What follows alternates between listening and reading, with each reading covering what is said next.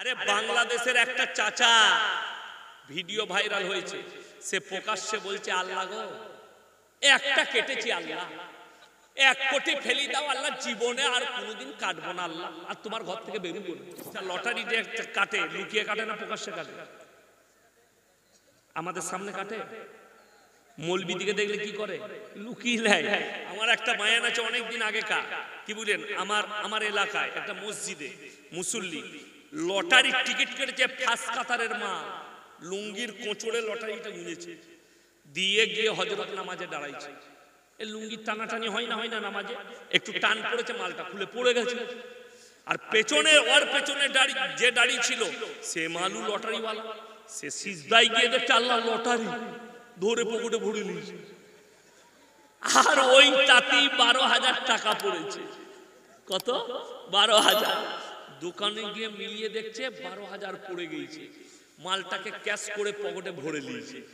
এরপর এখন খুঁজে বেড়াচ্ছে মালটা গেল কোথায়, লটারিটা।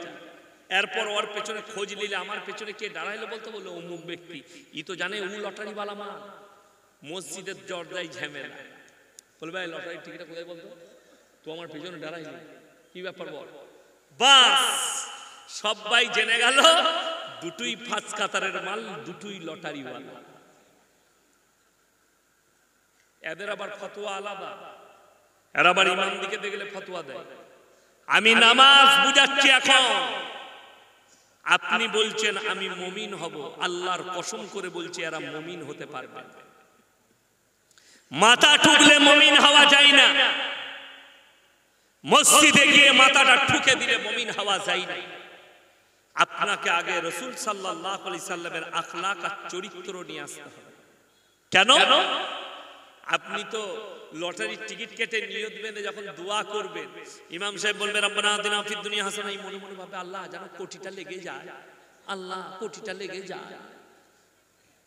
এটা বাস্তব বলছি। কে লটারিওয়ালা দোয়া করবে না? করবে না। ও তো ওর লটারিটা। আরে বাংলাদেশের একটা চাচা ভিডিও ভাইরাল হয়েছে, সে প্রকাশ্যে বলছে আল্লাহ গো একটা কেটেছি আল্লাহ, 1 কোটি ফেলি দাও আল্লাহ, জীবনে আর কোনোদিন কাটবো না আল্লাহ, আর তোমার ঘর থেকে বেরোবো না। এটা হচ্ছে তার দোয়া। এটা মুমিনদের দোয়া নয়, এটা হচ্ছে নেমক হারামদের দোয়া। হারাম কাজে দোয়া করবে, যারা হারাম কাজের জন্য দোয়া করে আল্লাহ লানত বর্ষিত হয় তাদের উপরে। এটা লিখে নিয়ে যান, তাদের উপর আল্লাহ লানত বর্ষিত হবে। চলুন নামাজ কিভাবে পড়বে। আমাদের দেশের লোক কিন্তু নামাজ কি, রমজান মাস আসছে সামনে, তারাবি পড়েন না? পড়েন না। এই মাসটা কি মাস চলছে? মাঘ মাস চলছে না চলেনি? এরপরে ফাল্গুন মাসের 27 তারিখে আল্লাহ যদি করায় প্রথম তারাবি হবে। তারাবি পড়বেন সবাই, জোরে বলুন ইনশাআল্লাহ। আমাদের হাফেজ সাহেবদের দোষ নাই, দোষ হচ্ছে কমের লোকে। যদি হাফেজ সাহেব একটু আসতে পড়ে তো বলে কোথা থেকে হাফেজ আন দিবে, স্পিরিট নাই যে, বলে না বলে না। এমন স্পিরিটে পড়তে হবে ফেরেশতারাও যেন খুঁজে না পায় মাল পড়ছে কোথায়। এ বাস্তব কথা বলছি। জিনারা, আপনি আলেম সাধারণত মাস্টার সাহেব, আচ্ছা আপনি ইমানদারির সঙ্গে বলুন, আপনি যখন স্টেজে আছেন আপনাকে বলি, যখন হাফেজ সাহেবরা তারাবি পড়াই রুকুতে যায় সুবহান রাব্বিয়াল আযীম সুবহান রাব্বিয়াল আযীম সুবহানাল্লাহ সামি আল্লাহু লিমান হামিদা, তখন আপনাদের একবারও হয়? বাস্তব বলবেন, ঠিক বলছি না ভুল বলছি? হয় না। হ্যাঁ হাসছেন আপনারা, বাস্তব বলছি। কেন? এটা কিন্তু হাফেজ সাহেবের দোষ নয়, দোষটা আপনাদের। আপনি বলেন না, আপনারা মোবাইলে মক্কার তারাবি দেখেন না? কথা বলেন, মক্কার তারাবি দেখেন না? আলহামদুলিল্লাহি রাব্বিল আলামিন আর রহমানির রহিম মালিকি ইয়াউমিদ্দিন ইয়াকা না'বুদু ওয়া ইয়াকা নাস্তাঈন। তো এরকম ভাবে পড়লে কি হবে? যে পড়বে পড়বে। শুনেলেন ভর্তি গোয়ালের থেকে শূন্য গোয়াল অনেক ভালো, গরু যেন ভালো হয়। কথাটা বুঝতে পারেন? আপনি গাই কিনে নিয়ে এলে ছানি দিচ্ছেন, ও একবার খেয়ে পাগুলো ভরে দিল, ওই গাইটাকে ঘুচুবেন না? ঘুচুবেন না। তো আপনি হচ্ছেন দুনাই পা ভরা মুসল্লি। আপনি হচ্ছে দুনাই পা ভরা মুসল্লি, মানে ঢুকা খালি।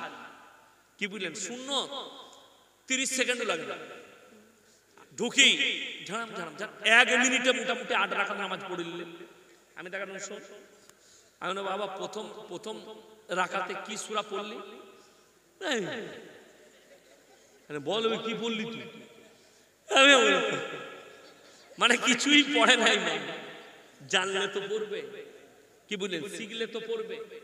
আর একে আবার চায়ের দোকানে এরা আবার ফতোয়া দেয়, সূরা জানে না ভালো করে, কিন্তু ফতোয়া দিয়াতে এক নম্বর, একদম 100% এক নম্বর ফতোয়া দিয়াতে। কি বলেন, ইমাম সাহেব চলবে না মানে একদম চলবে না।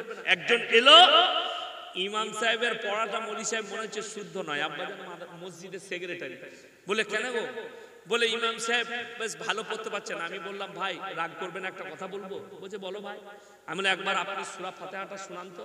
বলছে আলহামদুলিল্লাহ। আমি এমন জুতো মারবো, মুখ ভেঙে দেবো হারাম করে। নিজে ভুল পড়ছে, দিয়ে বলছে ইমামেরটা ভুল। আলহামদুলিল্লাহ। মৌলবীরা হাসবে। বাস্তব বলছি। আমার আব্বাজি বললে না ছেড়ে দাও। আমি না ছেড়ে দাও নয়, এত বড় ধোকাবাজ প্রতারক, নিজের সূরা অশুদ্ধ দিয়ে মনে করছে ইমাম ভুল পড়ছে। বাস্তব কথা বলি, আপনারা যদি বড় বড় মাদ্রাসা যেগুলো উত্তরপ্রদেশে আছে নামাজ পড়তে যান, অনেকজন মনে করবেন ইমাম ভুল পড়ছে। বড় বড় কারীরা যারা নামাজ পড়ায়, তারা যদি সাবা আশরাই পড়ে, তারা বলবে ভুল।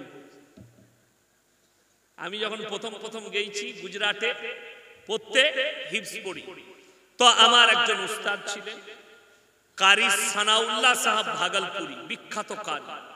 তিনি নামাজ পড়াচ্ছেন এশা।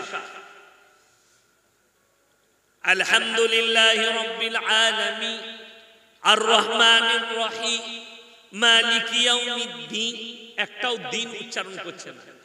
গায়রিল মাগযুবি আলাইহিম ওয়ালাদ-দাল্লিন। আমি বললাম হুজুর তো সব ভুল পড়ে দিলেন নামাজের পড়ে।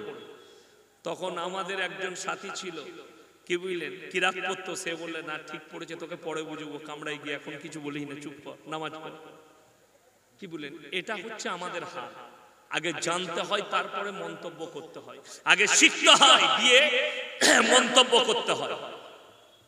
কাযাবলাহাল মুমিনুন, আল্লাহ বলেন মুমিন কারা? এক নম্বর আখলাক, তারা ধীর স্থিরতা খুশু খুজুর সঙ্গে নামাজ পড়বে। আপনার মনোযোগ নাই। আমার নবী বিশ্ব নবী বললেন ফাইন্নাহু ইয়ারাক, তোমরা নামাজে দাঁড়ালে মনে মনে ভাববে আমি আল্লাহকে দেখতে পাই বা না পাই, আমার আল্লাহ আমাকে অবশ্যই দেখছে, এটা মনে মনে ভাববে। ওয়াল্লাযীনা হুম আনিল লাগবি মুরিদুন, এবং দ্বিতীয় নম্বর, তারা নিজের দিকে গুনাহ কাটা থেকে বঞ্চিত রাখে, নিজের দিকে পাপ থেকে বঞ্চিত করবে। পাপ, সমস্ত পাপ থেকে আল্লাহ আমাদেরকে হেফাজত করুক। জোরে বলুন আল্লাহুম্মা আমিন।